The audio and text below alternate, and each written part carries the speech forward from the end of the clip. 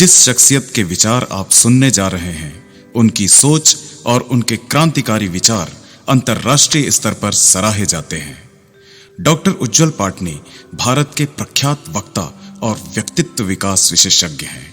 प्रभावी भाषण और बोलने की कला पर आधारित इनकी किताब सफल वक्ता सफल व्यक्ति पूरे देश में हजारों ने पढ़ी है। इसी विषय पर इंग्लिश में great words win hearts Bharat ही नहीं बल्कि पूरे विश्व में सराही जा रही है। अद्भुत नेतृत्व क्षमता के धनी डॉक्टर उज्ज्वल पाटनी और उनकी टीम ने अपनी असाधारण उपलब्धियों हेतु विश्व कीर्तिमान रचकर उसे Guinness book of world records में दर्ज कराने का गौरव प्राप्त किया है। डॉक्टर पाटनी पेशे से डेंटिस्ट हैं। उन्होंने मानव संसाधन में MBA और राजनीति शास्त्र में MA किया है। वे मानव अधिकार और उपभोक्ता संरक्षण के भी विशेषज्ञ हैं। वे स्पीच गुरु के नाम से जाने जाते हैं। प्रभावी बोलने की कला, सकारात्मक सोच, बातचीत की कला, नेतृत्व जैसे विषयों पर वो शानदार सेमिनार और कार्यशालाएं लेते हैं। अपनी विलक्षण उपलब्धियों के कारण वो लगातार अंतर्राष्ट्रीय एवं राष्ट्रीय समाचार पत्रों, वेबसाइट व टीवी चैनलों पर फीचर किए जाते हैं। वह एकदम जमीन से जुड़े एक प्रैक्टिकल व्यक्ति की तरह सरलता और सहजता से बातें करते हैं। उनके विचार और संदेश कब आपके हृदय में गहरे उतरकर आपको प्रभावित कर जाएंगे, आपको पता भी नहीं चलेगा।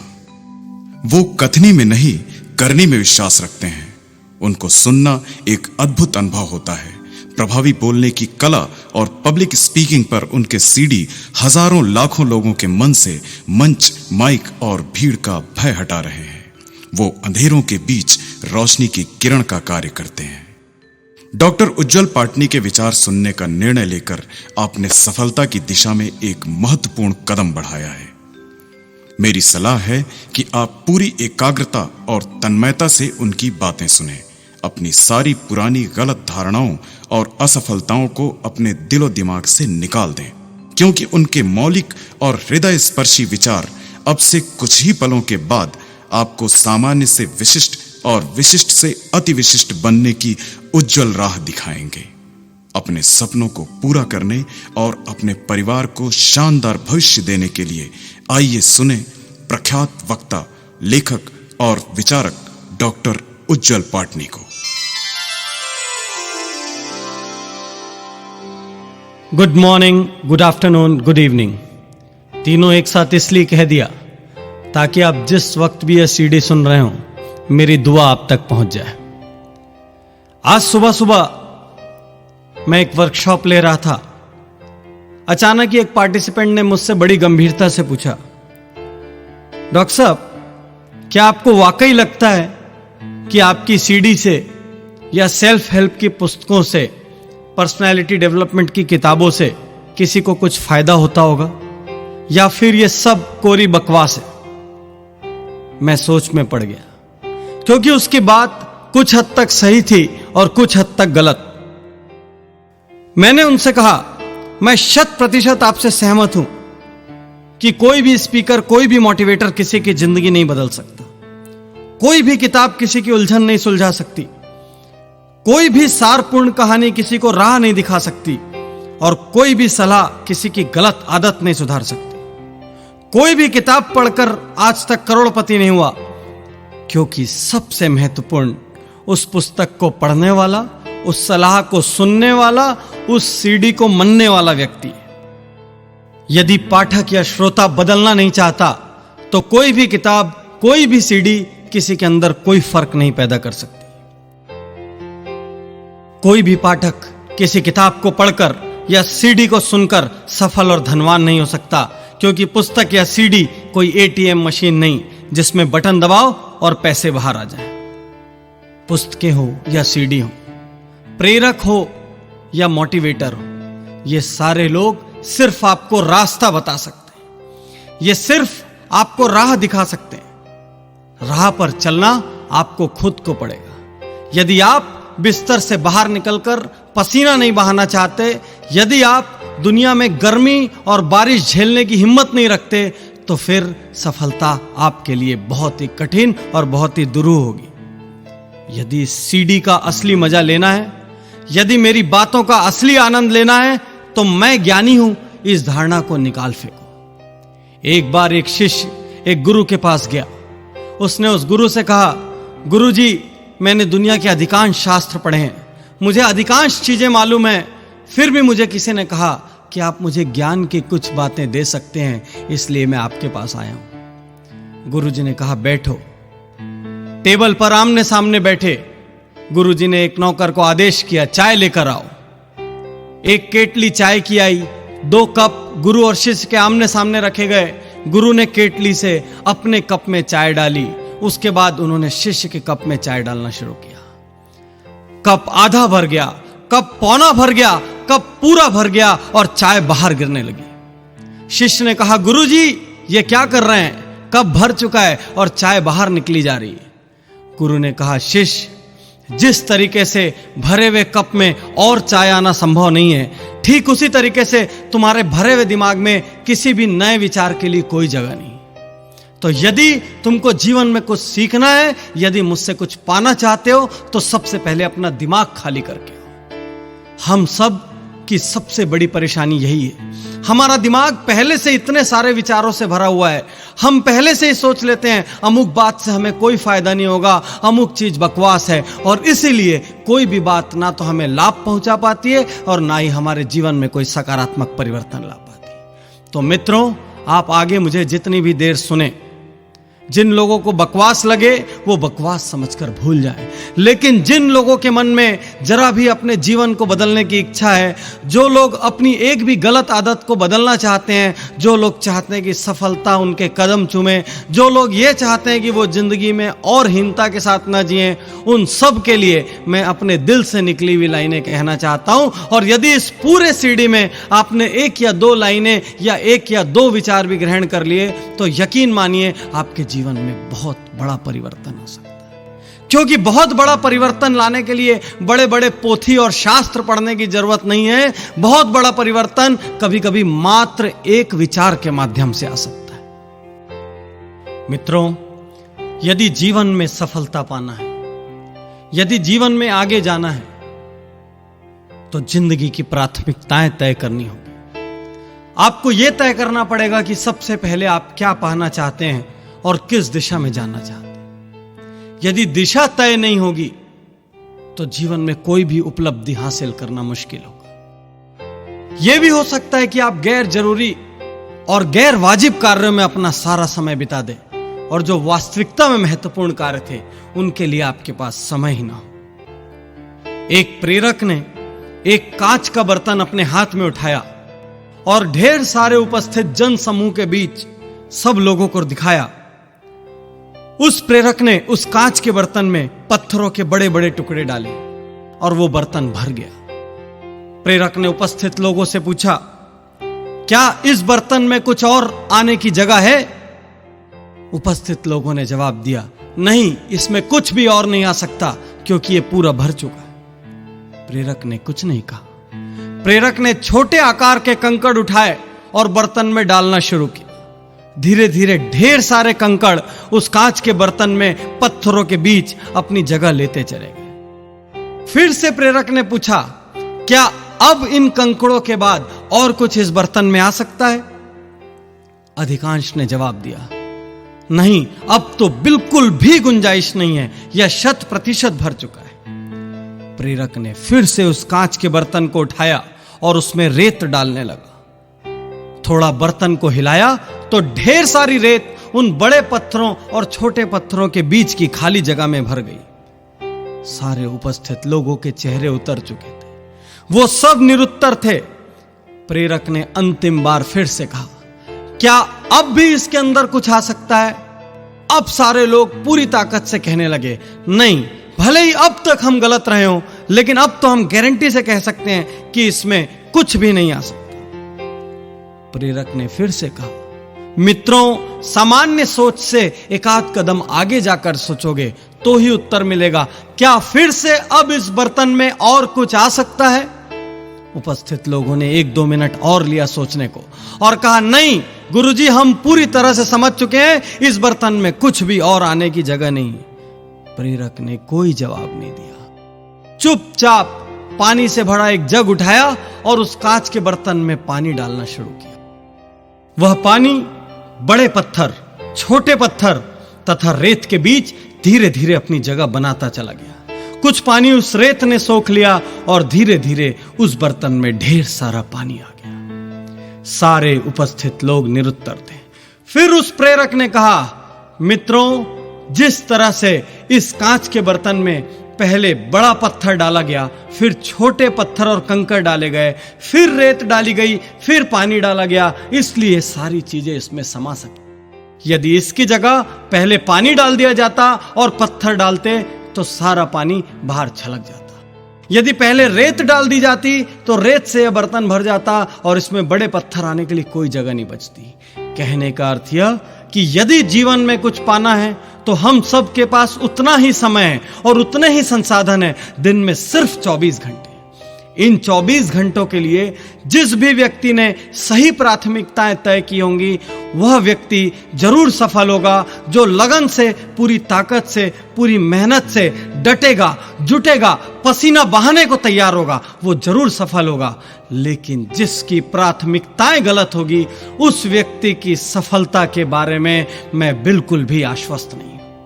तो सबसे पहले आपको सोचने की जरूरत है कि जीवन में इस वक्त आपकी प्राथमिकताएं सही है कि नहीं। यदि प्राथमिकताएं सही हैं तो फिर आगे हम लगन की, दिशा की और दूसरे गुणों की बात करेंगे। यहां पर यह भी जरूरी है कि आप अब तक जहां भी हो, अब तक आपने जितनी भी असफलताएं झेली हो, अब तक संसार ने आपको जो भी लेबल दिया हो, उन सारे लेबलों को आप भूल जाएं और एक नई शुरुआत करने को तैयार हो। भले ही आपकी उम्र 30 साल हो, 40 साल हो या 50 साल हो, भले ही आपने आज तक कोई महत्वपूर्ण सफलता अर्जित की हो या ना की हो, फिर भी इसका अर्थ यह नहीं कि आप आगे सफल नहीं हो सकते। आप आज उठ सकते हैं, आप आज जाग सकते हैं, आप आज दुनिया के आपके बारे में जो भी नकारात्मक विचार हैं उनको गलत सिद्ध कर सकते हैं और आप नए सिरे से अपनी सफलता की गाथा लिख सकते हैं। एक वक्ता ने एक मीटिंग में 1000 रुपए का नोट निकाला, उपस्थित जन समूह को दिखाया और पूछा, इस नोट को कौन पाना चाहता है? सारे उपस्थित लोगों ने हाथ उठाया और कहा, हम पाना चाहते हैं, हम पाना चाहते हैं। उस वक्ता ने उस नोट को मरोड़ा, उस नोट को मसला और उसके बाद सब लोगों से पूछा, अब इस नोट को कौन पाना चाहता है? सारे उपस्थित लोगों ने फिर से हाथ उठाया और फिर से आवाजें आई, हम पाना चाहते हैं, मैं पाना चाहता हूं, मैं पाना चाहता हूं। फिर उस वक्ता ने उस 1000 रुपए के नोट को जमीन पर पटक दिया, उस नोट पर रेत डाल दी, मिट्टी डाल दी, फिर से पूछा, अब इस नोट को कौन पाना चाहता है? हैरानी की बात, अब भी वो सारे हाथ उठे थे और वो सारे उठे हुए हाथ उस 1000 के नोट को पाना चाहते थे। उस वक्ता ने 1000 रुपए के नोट की इस कहानी का, इस वृतांत का सार समझाते हुए कहा कि नोट चाहे मुड़ा हो, चाहे तुड़ा हो, चाहे हाथ में हो, चाहे जमीन पर हो, चाहे उस पर मिट्टी गिर गई हो, फिर भी आप सब इसे पाना चाहते हैं क्योंकि 1000 का मूल्य 1000 ही होता है। ठीक इसी तरीके से जिंदगी में आप कैसी भी परिस्थिति से गुजर रहे हो, कितनी भी ठोकरें खाई हो, आपका मूल्य कोई नहीं कम कर सकता बशर्ते आप अपना मूल्य सही आंकते हो। तो सबसे बड़ा प्रश्न इस वक्त यह है, क्या आप अपना मूल्य सही आंकते हैं? क्या आप अपने आप को हीन मानते हैं? क्या आप अपने आप को दूसरों से कमतर मानते हैं? यदि आप सम्मान के साथ जीना चाहते हैं तो अपने अतीत से खुद को मुक्त कीजिए, अपने बारे में एक श्रेष्ठ राय बनाइए और पूरी ताकत से नई जिंदगी शुरू कीजिए। हर प्रकार के बहाने छोड़ दीजिए, हर प्रकार की नकारात्मक राय भूल जाइए और आज और अभी इस सीडी को सुनने के साथ साथ यह संकल्प लीजिए कि जो कुछ भी मैं कर सकता हूं पूरी ताकत और जुनून से करूंगा, चाहे कैसी भी परिस्थिति हो। और फिर आपको चिंता करने की कोई आवश्यकता नहीं क्योंकि परिणाम हमेशा आपकी उम्मीद से बेहतर होंगे और फिर परिस्थितियां खुद झुककर आपको सलाम करेगी क्योंकि दोस्तों, चढ़ते सूरज की आराधना सारा संसार करता है। सफलता के रास्ते पर चलने के लिए आपको अपने दैनिक जीवन में झांकना होगा। आप कितने बहाने बनाते हैं, आप कैसी भाषा का प्रयोग करते हैं। मैं हमेशा अपने वर्कशॉप्स और सेमिनार्स में पार्टिसिपेंट से कहता हूं, चाहे मैं देश के किसी भी कोने में क्यों ना हूं, कुछ वाक्यों को तलाक देना होगा। अपनी दैनिक जीवन में दैनिक भाषा पर गौर करिए। जिन वाक्यों की मैं बात करने जा रहा हूं, यदि इन वाक्यों का आप उपयोग करते हैं, यदि ये वाक्य आपकी बोली का हिस्सा है, यदि ये कार्य आपकी आदतों का हिस्सा है, तो आपको इनको तलाक देना होगा। तभी आप दुगनी स्पीड से मंजिल की ओर, सफलता की ओर बढ़ पाएंगे। सबसे पहला वाक्य, लोग क्या कहेंगे। अधिकांश लोग दुनिया में दूसरों के डर से नई चुनौतियां हाथ में नहीं लेते, आगे बढ़कर पहल नहीं करते। उनके मन में सिर्फ एक भय होता है, यदि असफल हो गए तो लोग क्या कहेंगे। प्रभावी बोलने की कला और इफेक्टिव पब्लिक स्पीकिंग पे पूरे भारत में मैं अलग अलग कोनों में वर्कशॉप और लेक्चर्स लेता हूं, और जब भी मैं लोगों से पूछता हूं कि माइक पर आज तक नहीं बोल पाए तो इसका सबसे बड़ा कारण क्या था, तो वो सारे लोग ये कहते हैं कि सबसे बड़ा कारण फेल होने का भय था। तो मैंने पूछा, फेल होने का भय क्या, इसका क्या मतलब। तो वो बोलते थे कि सर, हमें लगता था यदि फेल हो जाएंगे तो जो लोग सुन रहे हैं वो क्या कहेंगे, हमारे बारे में क्या इमेज क्रिएट होगी, क्या इंप्रेशन बनेगा, और इस भय से वो लोग आजीवन माइक के सामने या तो बोल नहीं पाए, और या जब भी बोले तो उनकी परफॉर्मेंस खराब हो। मित्रों, सबसे पहले इस लोग क्या कहेंगे इस वाक्य को तलाक दे दीजिए। लोग नया हेयर कट कराने में, स्वयं को नया लुक देने में, यहां तक कि पसंदीदा कपड़ा पहनने से भी डरते हैं। कभी कभी तो यह भी होता है कि कोई शर्ट आपने बहुत पसंद से, बहुत चाव से खरीदी, जो ही आप घर पहुंचे आपके एक मित्र ने कहा, यह कैसी शर्ट ले ली। फिर अगले दिन जब आप पहन के निकले तो परिवार के किसी दूसरे व्यक्ति ने कहा, यह शर्ट बिल्कुल नहीं जच रही है। थोड़ा आगे बढ़े, किसी तीसरे व्यक्ति ने कहा, यार डिजाइन पुराना है। तो आप अपनी इतनी चाव से, पसंद से ली गई शर्ट को अलमारी के अंदर किसी कोने में रख देंगे और आजीवन उसे आप नहीं छुएंगे। मैं पूछना चाहता हूं कि आप दुनिया के लिए पैदा हुए हैं या खुद के लिए। हर बात में नुक्स निकालना, राय देना और व्यंग करना समाज के बहुत बड़े वर्ग का निशुल्क रोजगार है। आप चाहे अच्छा काम करने निकलिए, चाहे बुरा काम करने निकलिए, कुछ लोग आपके आसपास बैठे हैं जो एक व्यंग जरूर करेंगे या 2-4 लाइन कहकर आपकी राह में जरूर बाधा बनेंगे। यदि आप इनकी सोचेंगे तो मुझसे स्टैम्प पेपर पर लिखा कर ले लीजिए कि आप आजीवन कुछ नहीं कर पाएंगे। ये लोग पलटते भी बहुत जल्दी हैं, गिरगिट होते हैं। जो लोग कल आपको असफल और विफल कह रहे थे, जो लोग कल आपकी काबिलियत और क्षमता पर प्रश्न चिन्ह लगा रहे थे, आप जरा सफल होकर देखिए, अगली ही सुबह उनकी पूरी भाषा बदल जाएगी और वो ये कहना शुरू कर देंगे, अरे मैं तो पहले से ही जानता था, ये एक ना एक दिन कुछ ना कुछ जरूर करेगा। ऐसे लोगों की वजह से यदि आप अपने सपनों को मार रहे हैं, ऐसे लोगों की वजह से यदि आप अपने लक्ष्यों को छोड़ रहे हैं, तो आप अपनी किस्मत के साथ, अपने आप के साथ बहुत बड़ा अन्याय कर रहे हैं। जो भी काम कर रहे हैं पूरी ताकत से कीजिए। ऐसे सारे लोगों को भूल जाइए। आपने एक पुरानी कहावत सुनी होगी कि हाथी चले बेजार और कुत्ते भौंके हजार। तो हाथी की तरफ बेजार होकर अपने लक्ष्य की ओर चलते जाइए, लोगों को अपना काम करने दीजिए। बीते दिनों में झांक कर देखोगे दोस्तों, तो कई ऐसे कार्य होंगे जिन्हें आप कर सकते थे, और यदि आप उन्हें करते तो सफलता की नई ऊंचाइयों पर होते। लेकिन कुछ लोगों के कहने के कारण आप घबरा गए, आप हिचक गए, आप ठिठक गए, आपने वो काम नहीं किया।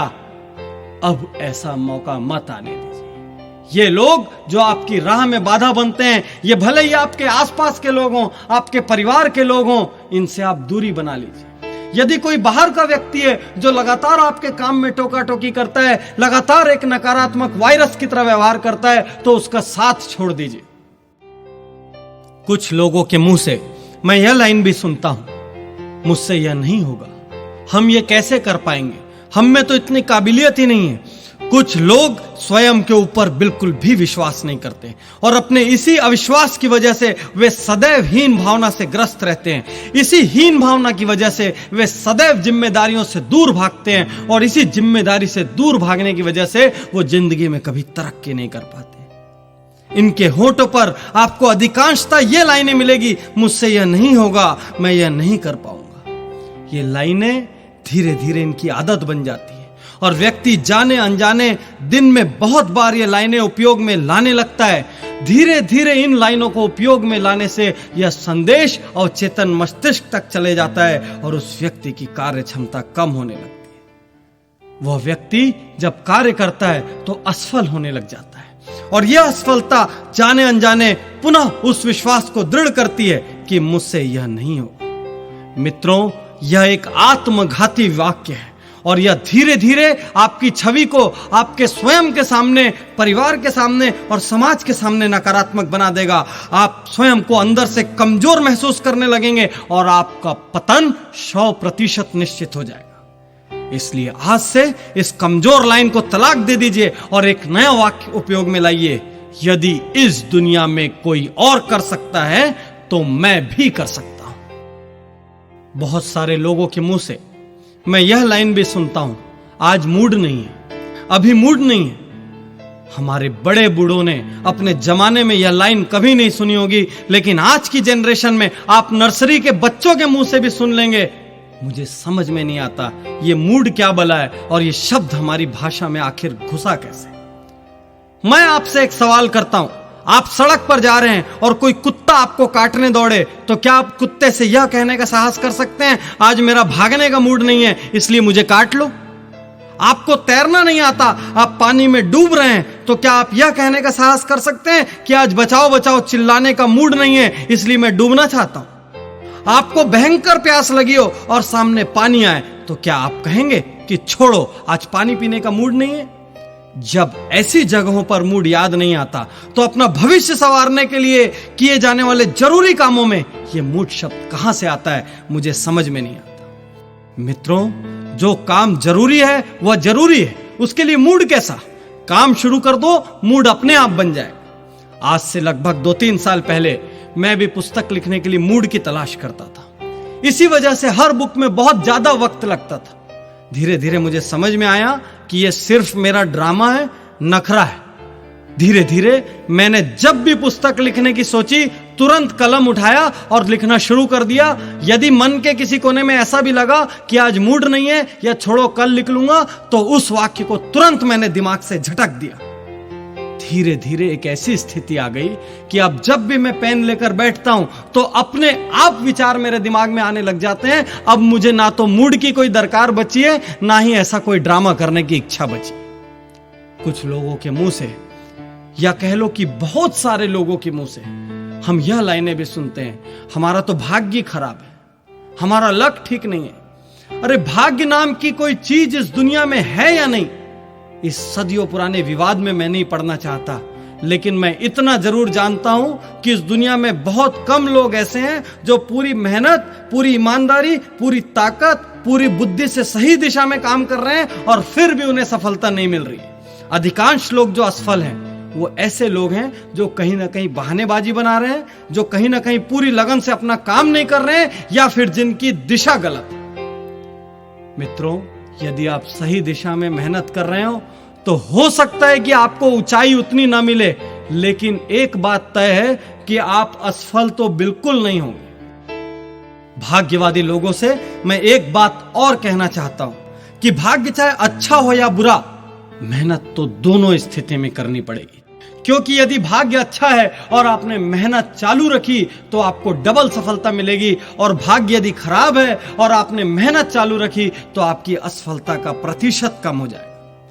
किसी भी सूरत में मेहनत का महत्व कम नहीं होता। डटना तो हर हाल में होगा, जुटना तो हर हाल में होगा। इसलिए मैं आपसे सीधी सीधी और खरी खरी बात कहता हूं कि बैठकर रोने की बजाय, किस्मत चमकने का इंतजार करने की बजाय, ज्योतिषियों का चक्कर लगाने की बजाय, हवन पूजा पाठ और कर्मकांड कराने की बजाय, उंगलियों में अलग अलग रंगों के पत्थर पहनने की बजाय उठिए, बाहर निकलिए, पसीना बहाइए, पूरी ताकत और समर्पण से अपने कार्य में जुट जाइए।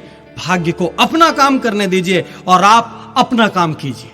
आप देखेंगे कि धीरे धीरे अपने आप भाग्य और परिस्थितियां आपके अनुकूल होने लग जाएगी। यदि आप बार बार अपनी भाषा में यह भाग्य शब्द का प्रयोग कर रहे हैं तो ज्यादा संभावना इस बात की है कि आप बहानेबाजी कर रहे हैं और अपने भविष्य को धोखा दे रहे हैं। ढेर सारे लोगों के मुंह से यह लाइन भी सुनने में आती है, कल कर लूंगा, परसों कर लूंगा। कुछ लोगों को जब भी जिम्मेदारी का काम बतलाया जाता है वो तुरंत कहते हैं तबीयत ठीक नहीं लग रही, आज व्यस्त हूं। खास बात यह है दोस्तों कि ऐसे लोगों का कल कभी नहीं आता। ऐसे लोगों को काम सौंपने के पहले ही हमारे मन में शंका पैदा हो जाती है कि यह काम होगा कि नहीं। ऐसा नहीं है कि ये काम करने में असमर्थ होते हैं या अयोग्य होते हैं, लेकिन उनमें एक अजीब सा ढीलापन होता है। ऐसे लोग बिस्तर पर लेटकर टीवी देखते हुए, मोबाइल पर बात करते हुए या गेम खेलते हुए सारा दिन निकाल देंगे, लेकिन जब आप उनसे कार्य की प्रगति के बारे में पूछेंगे तो वे कहेंगे कि आज नहीं हो पाया। क्यों नहीं हो पाया, क्यों नहीं कर पाए, इसके बारे में कोई ठोस जवाब नहीं, लेकिन उनके चेहरे पर आपको कोई पश्चाताप का भाव ही नहीं मिलेगा, क्योंकि वो बहाने भी बहुत स्मार्टली बनाते हैं। हैरानी और अचरज की बात तो यह है कि ऐसे बिजी विदाउट वर्क लोगों की वजह से दुनिया भरी पड़ी है, और ये सारे योग्य लोग अपनी इन्हीं आदतों की वजह से, इसी भाषा की वजह से अयोग्य होते चले जा रहे हैं। कुछ लोग तो सिर्फ काम याद ना रख पाने के कारण रात दिन दूसरों की डांट सुनते हैं। यदि आपकी भी ऐसी आदतें हैं तो संभल जाइए, आज ही बैठिए, शांति से अपनी बोली और सोच पर गौर कीजिए। क्या आप भी इन 5 वाक्यों में से किसी का काफी प्रयोग करते हैं? क्या इनमें से भी कुछ आदतों ने आपको जकड़ रखा है? यदि जकड़ रखा है तो तुरंत आज और अभी इन वाक्यों को छोड़ने का निर्णय लीजिए, इन आदतों को छोड़ने का निर्णय लीजिए, और फिर से मत टालना कि अगले हफ्ते से छोड़ दूंगा या 1 महीने में छोड़ दूंगा, क्योंकि मित्रों किसी भी शुभ कार्य के लिए कोई मुहूर्त खराब नहीं होता, और हर वो दिन शुभ होता है जब इंसान कुछ अच्छा करने की ठान ले और अच्छा करने के लिए निकल पड़े। जब मैं सीडी को रिकॉर्ड कर रहा था उस वक्त मेरी टीम के एक एसोसिएट मेरे साथ बैठे थे। उन्होंने मुझसे एक लाइन कही कि सर, जिस तरह से कंप्यूटर में एंटी वायरस सीडी होता है उसी तरीके से आप इसको एंटी बहाना सीडी का नाम दे दो, क्योंकि आपने इस पूरी सीडी में बहाना बनाने वालों पर जमकर प्रहार किया। मैं ये बात दिल से कहता हूं कि व्यक्तित्व की यदि कोई सबसे बड़ी बीमारी है तो वो बहानाइटिस है, एक्सक्यूजाइटिस है, और इसी बीमारी के कारण बहुत से काबिल लोग अपनी योग्यताओं के साथ अन्याय कर रहे हैं। मेरे अनुसार जब भी कोई इंसान बहाना बनाता है तो उसे खुद पे शर्मिंदगी महसूस करनी चाहिए, क्योंकि वो किसी और को नहीं वरन खुद को धोखा दे रहा है। अक्सर लोग बहानों से विफलताओं को ढक कर रखते हैं, मजबूत तर्क बनाकर पेश करते हैं, जिससे साबित हो सके कि दूसरों के मुकाबले उनके सामने ज्यादा मुश्किलें थी। यदि वाकई में आप सपनों को पाना चाहते हैं, मंजिलों को छूना चाहते हैं, अपनी सपनों की दुनिया को हकीकत में बदलना चाहते हैं, तो आपको ये बहाने छोड़ने होंगे। क्या आपको भी लगता है कि आपकी दुनिया दूसरे लोगों की दुनिया से ज्यादा कठिन है? तो मैं अगले 10-15 लोगों के उदाहरण आपके सामने देना जा रहा हूं, जिनके बाद आपको यकीन हो जाएगा कि आपके सारे बहाने खोखले हैं और उनमें कोई दम नहीं है।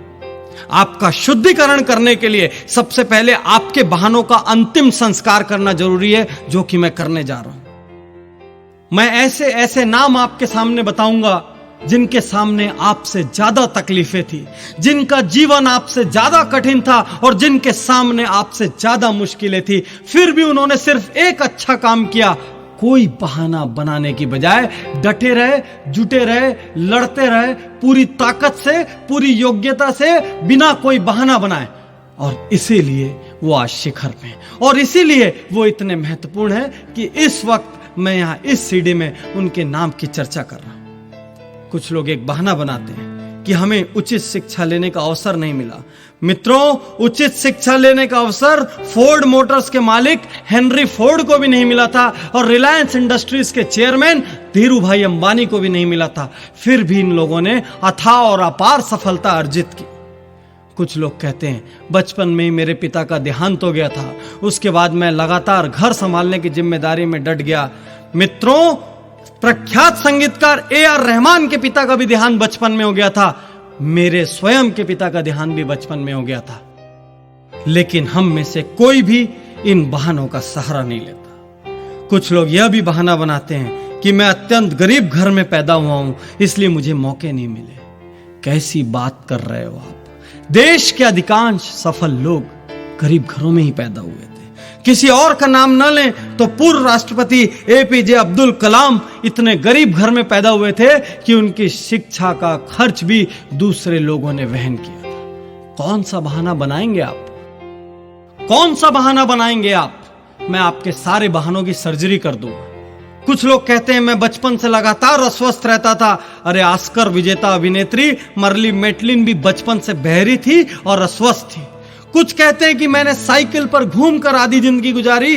तो आप सुन लीजिए कि निरमा के करसन भाई पटेल जो आज करोड़पति हैं, अरबपति हैं, उन्होंने भी साइकिल पे निरमा बेचते हुए आधी जिंदगी गुजारी।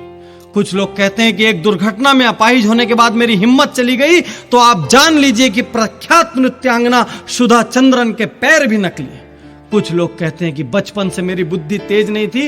अरे आप यह जान लो कि थॉमस एल्वा एडिसन को बचपन में उनकी स्कूल से मंद बुद्धि होने के कारण निकाल दिया गया था और उस मंद बुद्धि व्यक्ति ने 40 से ज्यादा आविष्कार किए। कुछ लोग कहते हैं कि मैं इतनी बार हार चुका हूं कि अब हिम्मत नहीं बची।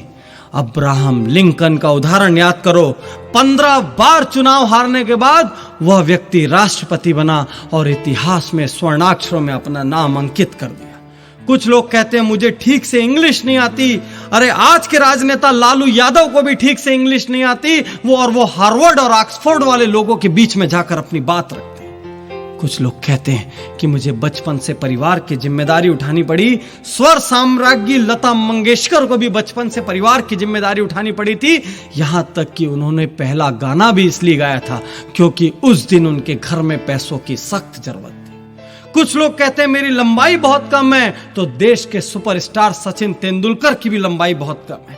कुछ लोग कहते हैं मैं इंजीनियर बनना चाहता था लेकिन परिस्थितियां ऐसी हो गई कि मुझे मेरे मन की राह नहीं मिली, मैं व्यापारी बन गया। डेल कार्नेगी का नाम आपने सुना होगा, जिन्होंने how to win friends and influence people जैसी बेस्ट सेलर किताब लिखी है। वो फुटबॉल खिलाड़ी बनना चाहते थे लेकिन वो विश्व के सर्वाधिक लोकप्रिय और प्रख्यात लेखक बन गए। कौन सा बहाना बनाओगे आप? कैसा बहाना बनाओगे आप? मैं आपके हर बहाने की सर्जरी करने के लिए आपके सामने खड़ा हूं। कुछ लोग कहते हैं मैं अत्यधिक मोटा हूं, इस वजह से मुझे शर्म आती है। अरे मोटे हो तो मोटापा कम करो। अदनान सामी को देखो, इतना मोटा व्यक्ति था तब भी वो बहुत अच्छा गायक था और उसने एक दिन निर्णय ले लिया कि मुझे मोटापा कम करना है। तो उसने ऐतिहासिक रूप से अपना वजन कम करके दुनिया को दिखा दिया कि दृढ़ निश्चय हो तो सब कुछ संभव है। कुछ लोग कहते हैं मैं एक छोटी सी नौकरी करता हूं, क्या हो पाएगा? अरे धीरू भाई अंबानी, नारायण मूर्ति, ये सारे लोग छोटी छोटी नौकरियां करते थे। कोई कहता है मेरी कंपनी, मेरा व्यापार एक बार दिवालिया हो चुका है, अब मुझ पे कौन भरोसा करेगा? तो आप जान लीजिए कि जिस पेप्सी को आप बड़े चाव से स्वाद लेकर पीते हैं वह दुनिया की सबसे बड़ी शीतल पेय निर्माता कंपनी पेप्सी कोला 2 बार दिवालिया हो चुकी। कुछ लोग कहते हैं मैं डिप्रेशन में जा चुका हूं, मेरा नर्वस ब्रेकडाउन हो चुका है। तो आप जान लीजिए कि डिज्नीलैंड बनाने के पहले वॉल्ट डिज्नी का भी 3 बार नर्वस ब्रेकडाउन हुआ था। कुछ लोग उम्र का बहाना बनाते हैं, उम्र बहुत ज्यादा हो चुकी है। तो आप ये जान लीजिए कि विश्व प्रसिद्ध केंटकी फ्राइड चिकन के मालिक ने 60 साल की उम्र में पहला रेस्टोरेंट खोला था और उस दुनिया में उनके पास रेस्टोरेंट की श्रृंखला है। कुछ लोग कहते हैं कि मेरी उम्र कम है। तो आप सानिया मिर्जा को देखिए, इतनी कम उम्र में दुनिया के शीर्ष टेनिस खिलाड़ियों में आज उनका नाम शुमार है। कौन सा बहाना बनाएंगे आप? कुछ लोग कहते हैं मेरे पास एक बहुत ही बहुमूल्य आइडिया है लेकिन जहां भी जाता हूं कोई मेरे प्रस्ताव को स्वीकार नहीं करता, मैं हताश हूं, निराश हूं। आप जान लीजिए कि जेरोक्स की फोटोकॉपी मशीन के आइडिया को भी पहले ढेरों कंपनियों ने अस्वीकार किया था और परिणाम हमारे सामने है। आज हर गली में, हर ऑफिस में एक फोटोकॉपी मशीन है और वो आज किसी भी ऑफिस के लिए सबसे जरूरी चीजों में से एक। कुछ लोग कहते हैं कि मैं काम शुरू करना चाहता हूं लेकिन मेरे पास काम शुरू करने के लिए भी धन नहीं है। मित्रों, ये कोरा बहाना है क्योंकि इन्फोसिस के पूर्व चेयरमैन नारायण मूर्ति के पास भी काम शुरू करने के लिए धन नहीं था।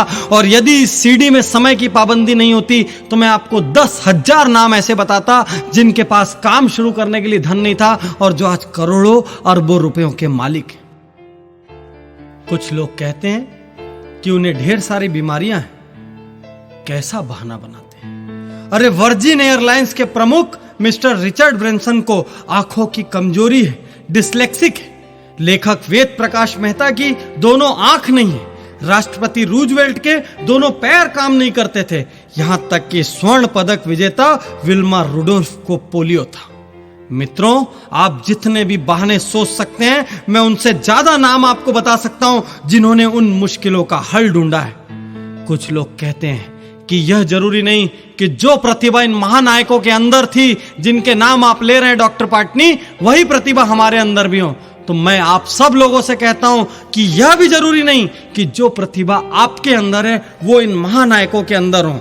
आप किसी और गुण के बल पर महारथी साबित हो सकते हैं। मैं ये यकीन से कह सकता हूं कि हर वह व्यक्ति सफल हो सकता है जो हार के लिए तैयार हो और सही दिशा में डट कर जुट जाए। हां, सफलता का प्रतिशत अपनी अपनी योग्यता के अनुसार कम या ज्यादा हो सकता है, लेकिन यह तय है कि असफलता हाथ नहीं लगेगी। और हां, इस सफलता की शुरुआत किसी बहाने से नहीं हो सकती। उसके लिए एक दमदार प्रयास की जरूरत है। लेकिन ये बहाने आपके सपनों की अर्थी जरूर निकाल सकते हैं। इसलिए अगली बार काम से जी चुराने के पहले, असफलता के डर से काम छोड़ने के पहले, जिम्मेदारियों से भागने के पहले यह जरूर सोच लेना कि आप किसका अहित कर रहे हैं। क्योंकि मित्रों, जीवन में आपने क्या खोया और क्या पाया, इसकी सिर्फ आपकी और आपकी जिम्मेदारी है। एक बात और कहना चाहता हूं कि यदि आप सोच रहे हैं कि कल कुछ खास हो जाएगा, भविष्य में कुछ जरूर कर लूंगा, तो मैं आपको बताना चाहता हूं कि भविष्य का आविष्कार नहीं होता। हर रोज जो आप करते हो उसी से भविष्य का निर्माण होता है। आप हर रोज जो मेहनत कर रहे हो वह भी भविष्य में तब्दील हो रहा है, और आप हर रोज जो बहानेबाजी करके दिन गंवा रहे हो वह भी भविष्य में तब्दील हो रहा है। आपको चुनना होगा आप कैसा भविष्य चाहते हैं। एक कड़वी सी बात कहना चाहता हूं कि कल यदि आपके माता पिता आपके जैसी संतान होने पर अफसोस करें, कल यदि आपकी पत्नी आपके जैसा पति पाने पर अफसोस करे, और कल यदि आपका बच्चा आपको पिता कहने में अफसोस करे, तो इसके जिम्मेदार सिर्फ आप होंगे। आज आप जहां भी हैं, कल आप जहां भी होंगे, इसके लिए आप किसी भी और को जिम्मेदार नहीं ठहरा सकते। इसलिए आज, अभी और यहीं अपने सारे बहानों का अंतिम संस्कार कर दीजिए, अपने सारे नकारात्मक वाक्यों का अंतिम संस्कार कर दीजिए, और देखिए कल की सुनहरी सुबह एक बार फिर आपके लिए खुशियों के नए पैगाम लेकर आएगी। और अचानक ही आप देखेंगे कि भाग्य भी आपका साथ देने लगेगा। अचानक ही आप देखेंगे कि ऊपर वाले का आशीर्वाद भी आपको हर पल मिलने लगेगा। एक गांव में एक बार बहुत भारी बाढ़ आ जाती है। धीरे धीरे सारा गांव उस बाढ़ में डूबना शुरू हो जाता है। एक व्यक्ति का घर उस बाढ़ में डूबने लगता है, जो कि ईश्वरवादी था, ईश्वर में बहुत ज्यादा आस्था रखता था। पानी धीरे धीरे ग्राउंड फ्लोर से फर्स्ट फ्लोर तक आता है और छत तक पहुंच जाता है। वो व्यक्ति दौड़कर छत पर चला जाता है अपनी जान बचाने के लिए। धीरे धीरे पानी छत में भरने लगता है। इतने में वहां एक नाव आती है और वो लोग उससे कहते हैं कि इस नाव में आ जाओ, जान बच जाएगी। वह व्यक्ति जवाब देता है, अरे मुझे नाव की कोई जरूरत नहीं, मेरी तो जान भगवान बचाएंगे, मैं उनका बड़ा प्रिय बंदा हूं। वह नाव आगे निकल जाती है। धीरे धीरे पानी और भरने लगता है। इतने में एक और नाव आती है। वो व्यक्ति कमर तक पानी में डूब चुका होता है। उस नाव से लोग फिर चिल्लाते हैं, अरे इस नाव में आ जाओ, कुछ ही मिनटों के भीतर तुम पानी में डूब जाओगे, तुम्हारी जान चली जाएगी। वो व्यक्ति फिर से वही जवाब देता है कि अरे मुझे तुम्हारी नाव की कोई जरूरत नहीं, मैं उस भगवान का प्रिय बंदा हूं, वही मेरी जान बचाएंगे। यह सुनकर वो लोग हंसते हैं और वो नाव भी आगे चली जाती है। पानी उस व्यक्ति की गर्दन तक आ चुका होता है। इतने में ऊपर से एक हेलीकॉप्टर आता है। उस हेलीकॉप्टर से सैनिक रस्सी फेंकते हैं। उस आदमी को चिल्लाते हैं, इस रस्सी को पकड़ो और ऊपर हेलीकॉप्टर में आ जाओ। वह मूर्ख फिर से जवाब देता है कि मुझे तुम्हारे हेलीकॉप्टर की कोई जरूरत नहीं, मेरी रक्षा करने के लिए तो खुद भगवान बैठे हैं। और कुछ ही मिनटों के बाद पानी में डूबने से उसकी मौत हो जाती है। वह व्यक्ति ईश्वर के दरबार में पहुंचता है, स्वर्ग लोक में पहुंचता है, भगवान के सामने बड़ा झल्लाया हुआ, फनफनाया हुआ भगवान से कहता है, हे भगवान, तुमने मुझे धोखा दिया। मैंने सारा जीवन हर पल पूरी ईमानदारी से तुम्हारी आराधना की, और जब मैंने पहली बार कुछ मांगा मैं मरने वाला था, लेकिन तुमने मेरी जान नहीं बचाई। भगवान, तुमने मुझे बहुत बड़ा धोखा दिया। भगवान कहते हैं, अरे मूर्ख, तेरे घर जो 2 नाव और 1 हेलीकॉप्टर आया था वो मैंने ही भेजा था। मैं बहुत सारे अलग अलग रूप में तुझको बचाना चाहता था, लेकिन यदि तू ही नहीं बचना चाहेगा, आलस्य करके बैठा रहेगा, ठंडा होकर बैठा रहेगा, तो फिर मैं भी तेरी कोई मदद नहीं कर सकता। मैंने तुझे 3 बार बचने के रास्ते दिए, लेकिन तू स्वयं बचने के लिए कर्म नहीं करेगा तो मैं भी तेरी कोई मदद नहीं करूंगा, यह सच जान ले। तो मित्रों, सार यह है कि ऊपर वाला भी कर्मवीरों की मदद करता है। यदि आप हाथ पर हाथ रखकर भाग्य के भरोसे अपने घर पर बैठे हैं तो उठ जाइए, बाहर निकल आइए। जैसे ही आप मेहनत करना शुरू करेंगे, वैसे ही